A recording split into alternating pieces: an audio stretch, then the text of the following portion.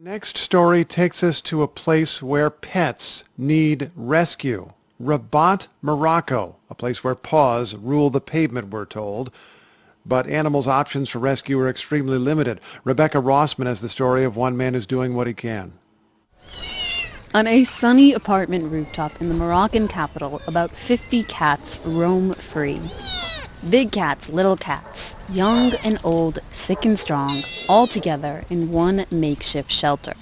It's managed by the Tazi family, who own the adjacent apartment. I've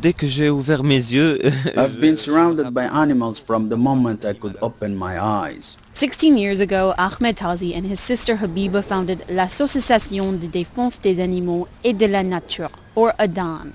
The English translation is the Association for Defense of Animals and Nature. So if you're wondering who you're going to call when you find a stray, the answer is Ahmed Tazi. Most mornings, he's woken up at around 7 a.m.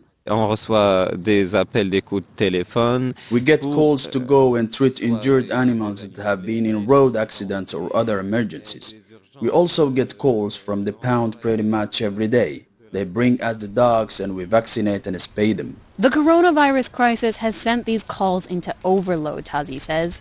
Spaying animals is rare in Morocco, and it's still relatively uncommon to keep household pets. Il y a une malcompréhension, il y a une tradition fausse. There is a misunderstanding in Morocco. People have this idea that dogs are impure, but that's just pure ignorance. ADAN has held workshops in local schools, which are now closed, to teach kids about animal rights, because the human-animal connection is just not part of the culture, says volunteer Boutaina Jaidi.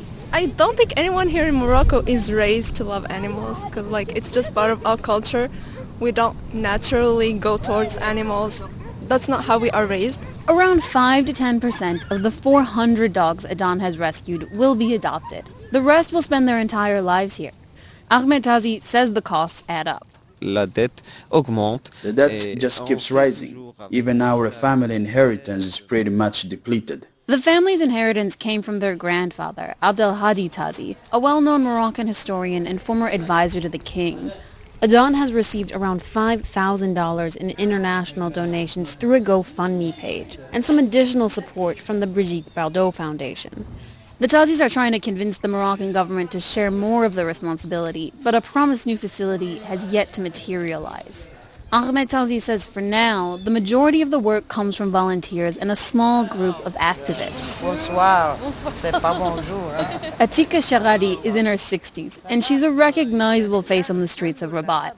Several times a day, she hops on her motorbike carrying 50 pounds of meat scraps bought from local butchers. Sharadi's food distribution work is considered essential by the government. As soon as they hear the sound of her engine, stray dogs and cats come running after her. She throws the scraps onto the side of the road, and when there's time, she stops to say hello. This responsibility hasn't been easy on Sharadi. Her husband gave her an ultimatum: him or the strays. She chose the strays. And while that's an extreme example of devotion, Ahmed Tazi says he hopes the work ADAN volunteers do inspires others. We want the work we are doing to have a snowball effect across every Moroccan city. For NPR News, I'm Rebecca Rossman in Rabat.